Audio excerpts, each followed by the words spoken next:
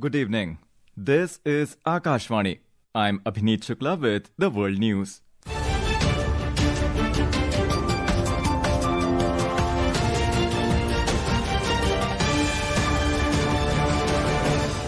The headlines. Officials from Russia, Ukraine and US meet in Abu Dhabi to work out a peace plan. French government survives no confidence vote over budget. FDI inflows to India surged by 73% last year, says a UN report. US braces to face harsh winter storm from today with heavy snows and freezing rains forecast. And in cricket, New Zealand set a target of 209 runs for India in second T20 match in Raipur.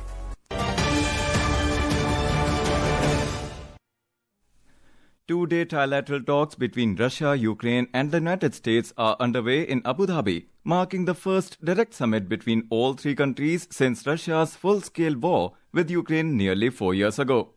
The meetings follow late-night talks in Moscow between Russian President Vladimir Putin and US envoys Steve Witkoff and Jared Kushner.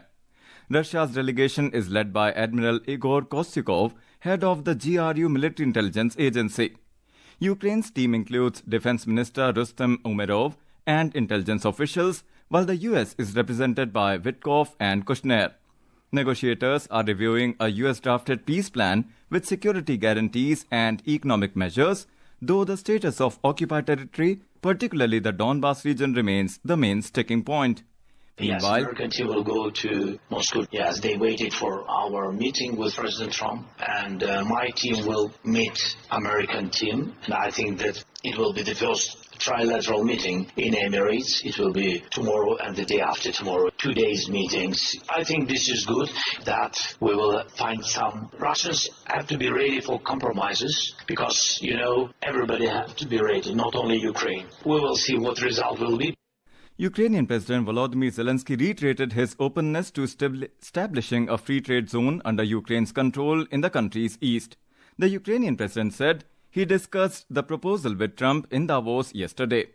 Kremlin Foreign Affairs advisor Yuri Ushakov, who participated in Putin's meeting with Trump's envoys Witkoff and Jared Kushner, said it was reaffirmed that reaching a long-term settlement can't be expected without solving the territorial issue.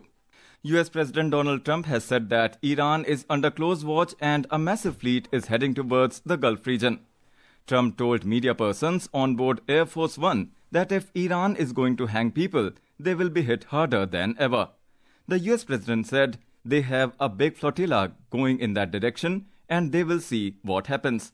We have a big force going toward Iran. I'd rather not see anything happen, but we're watching them very closely. I saw 837 hangings on Thursday, and they would have been dead. Every one of them would have been hung. This is like from 1,000 years ago. This is an ancient culture. 837, mostly young men, were going to be hung on Thursday. And I said, if you hang those people, you're going to be hit harder than you've ever been hit. It'll make what we did to your Iran nuclear look like peanuts. And an hour before this horrible thing was going to take place, the United States has officially left the World Health Organization, that is WHO, citing the organization's inefficient bureaucracy, mishandling of the COVID-19 pandemic, and failures inflicted upon the American people.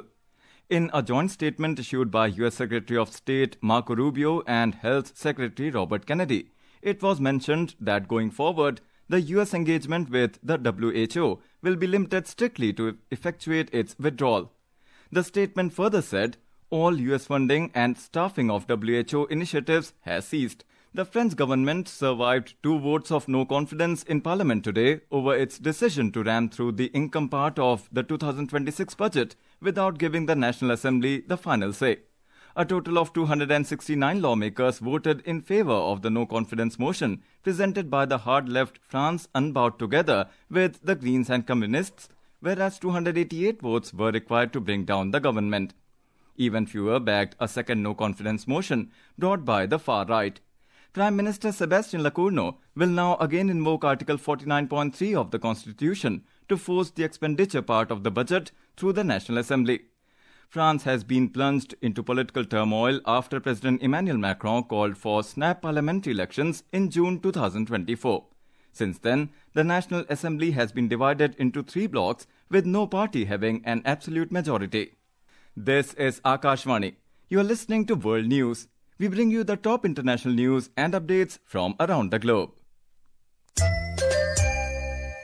A United Nations report has said that the foreign direct investment, that is FDI, inflows to India in 2025 surged by 73% to $47 billion. The report attributed the surge in the FDI to the policies aimed at integrating the country into global supply chains and large investments in services and manufacturing. The Global Investment Trends Monitor, released by the United Nations Conference on Trade and Development, UNCTAD, stated that the FDI inflows to China declined for the third consecutive year, falling by 8% to an estimated $107.5 billion. The United States, the world's largest FDI recipient, recorded a 2% increase in inflows. The global equipment manufacturers are looking towards India to establish a base due to the country's design capabilities, large talent pool, and the consistent policies of Prime Minister Narendra Modi. Union Electronics and Information Technology Minister Ashwini Vaishnaw said this while interacting with the media during his visit to Advanced Semiconductor Materials Lithography, ASML headquarters in the Netherlands. Mr. Vaishnaw said that his visit is aimed at understanding advanced technologies related to lithography. India has started a new semiconductor industry, and in the entire semiconductor industry, lithography is the most complex and the most precision work which is required to be done. ASML here in Netherlands is world's leading provider of lithographic tools. Our fab in Dholera will be using the ASML equipment and understand the technology, and this is going to be a major thing for India. More than 150 million Americans are expected to face an unusually harsh winter storm from today, with heavy snows and freezing rains forecast. The National Weather Service, NWS, said a massive storm is clobbering the U.S. with heavy snow and freezing rain from the Central Plains to the East Coast. The storm is expected to sweep through much of the United States, leaving extremely dangerous conditions in its wake as it tracks eastwards from the high plains and Rockies. The NWS warned that the Arctic blast will bring sub-zero temperatures and wind chills, which pose a life-threatening risk of hypothermia and frostbite to exposed skin. The storm will bring up to 20 inches of snow in the Appalachians and West Virginia mountains. Officials said most people living in the eastern U.S. could face dangerous slick or frozen roads and potential power outages from ice-laden trees and branches falling and snapping power lines.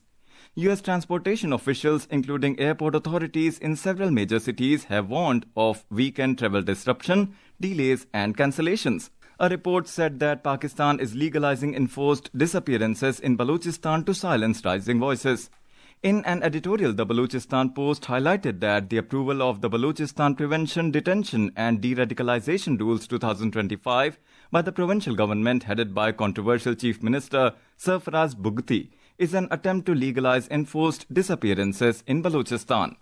In cricket, India defeated New Zealand by 7 wickets in the second match of the 5-match T20 International Series at the Shaheed Veer Narayan Singh International Stadium in Raipur on Tuesday night. Put into bat first, the visitors posted 208 runs for the loss of 6 wickets in their allotted 20 overs. In reply, the hosts overhauled the target, losing 3 wickets in 15.2 overs. Earlier, India won the toss and elected to bowl first. With this victory, India, led by captain Suryakumar Yadav, now leads the series 2-0, following a commanding 48-run win in the opening match. And now, before we close, here are the highlights of the bulletin. Officials from Russia, Ukraine and US meet in Abu Dhabi to work out a peace plan. French government survives no confidence vote over budget. FDI inflows to India surged by 73% last year, says a UN report. US braces to face harsh winter storm from today, with heavy snows and freezing rains forecast. And in cricket, India defeat New Zealand by 7 wickets in the second T20 international match in Raipur. And with that, we conclude tonight's World News Bulletin. For more updates, stay tuned to Akashvani. Good night.